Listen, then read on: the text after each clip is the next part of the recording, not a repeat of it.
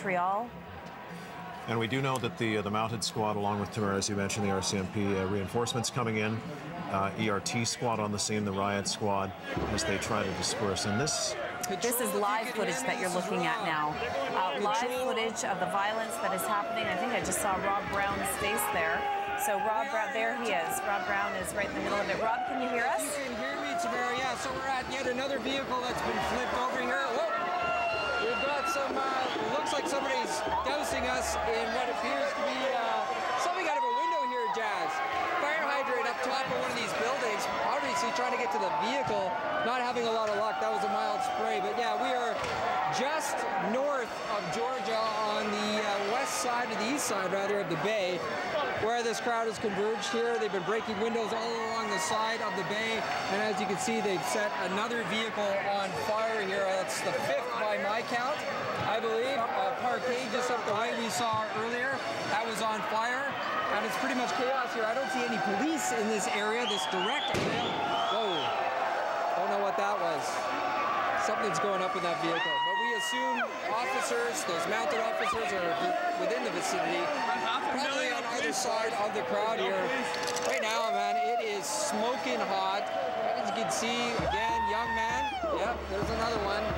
A lot of them just fueled on adrenaline right now and loving the ride, but it's really unpredictable. I'm sorry, are you talking to me? I am, Rob. Sorry, I know you probably can't hear me very well. We're having a very difficult time hearing you. I don't know if you can hold your microphone closer, but I mean, we're getting bits of what you're saying. You're thinking this is probably the fifth vehicle you've seen on fire. You're right by the bay. A lot of people gathered around, obviously taking photos. What's on the ground? Let me ask you if you can hear me better at first. Can you hear me all right? Absolutely. Okay. much better, much better. Yeah, well, what's on the ground behind us seems to be some of that foam from that fire extinguisher that someone sprayed out of a window here.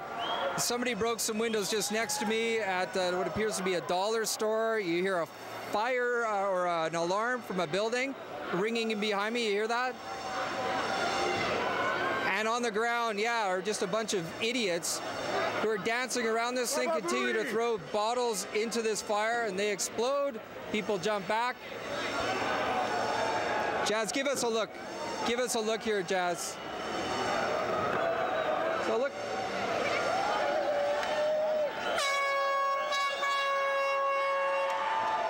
Yeah, it really is chaos here. We have a couple of security guards with us, and I'm really fortunate that we're able to bring them down here with us, because frankly, it's a scary situation. But yeah, as many people who are into this crowd here, there are those who are just curious. And you see the technology of today, everybody posing with photographs. Jazz, if you could pick some of that off. Look at this guy right here. He's got a tripod set up. It's like he's taking tourist photos for an album. And people don't understand the gravity of what's happening here, but it's definitely a blight, as we've mentioned before, on the city, and it's pretty frightening. Earlier tonight, we saw fire engines. They were bringing the fire engines close to those fires, those vehicles that were on fire. They would clear the crowd eventually. They get hoses in on a vehicle like this. I don't see any sign of fire crews. I don't see any sign of police. Typically what they do is they'll let them peter out, and then they'll get to the point where they'll put them out. Nobody's willing to come in here just yet, and if it does, I imagine it's going to get ugly. Right, Rob, couple of quick questions that we have. Who's on the roof above the bay there? We see a couple of people on the roof up there, to your right. Yeah, just in behind us, Jazz, yeah. The people on the roof. They're just citizens. I don't know who they are. One guy's about to light a bowl there. He's smoking some weed. But yeah, they're clad in black. Somehow they've climbed to the top of the roof. Okay. They're getting a view of the scene here. Just more onlookers, Tamara. I mean, I don't know if they're the people who set this thing off or not, or they're just the curious. It's hard to tell the serious disturbers from just the curious. How many people are down there, Rob? How many people would you estimate are down there? Yeah, well, waiting through the crowd to get here, I would say at least a few thousand. This immediate vicinity, it's hard to tell, right? Because I'm ground level and I can't get a look above everybody. But I would imagine in this block, this one block, pushing 1,000. So Rob, you've been in these situations, perhaps not quite like this before, but why, and I don't want you to speculate on what the police are planning to do or not, but you would have thought by now that the mounted squad, perhaps the riot squad, would have been in there trying to clear some of that area out. Yeah, you know what? I'm curious about that myself. I think that's a question we can look to get an answer for it another day. We've got a plumber here who's indicating that what we're getting is the smell of polyurethane, polyethylene rather, which could be borderline lethal if ingested. So we're taking his advice and we're getting away from that smoke right now. Although you can see what we're heading to is yet another vehicle on fire just down the block here. So yeah, this seems to be, this seems to be where much of the action is taking place. We are in the thick of it here. One bystander ran right into our photographer here. Didn't seem very apologetic. But yeah, it's a bit of a concern, and we're getting closer to some of this fire that we're seeing, this beamer that's been set on fire. Obviously somebody left it here, probably went down and caught the game, and right now it's on fire, and on top of it is a newspaper box. Look at that. Look at that.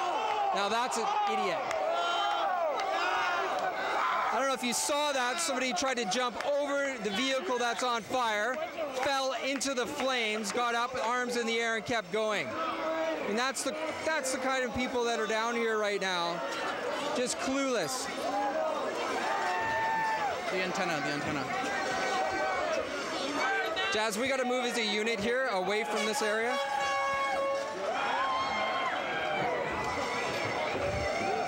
Yeah, we're gonna back up here. It's actually very, very hot. Yeah, Rob, these are Rob, unbelievable pictures we're seeing from you and Jazz right now. So Rob, just stay with us. I know you got to back up a little bit, but we're going to stay with Jazz's camera here at Georgia and Seymour. We've got 2 car fires going, and obviously some inane behavior on the part of some. We just saw a guy try to jump into the flames. How else can you describe that?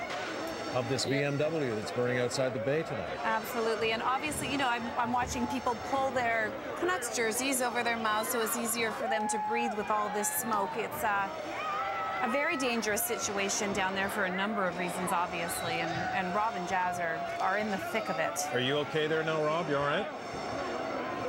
We're still hot, Jazz. We're still hot. The camera's still up and on the air.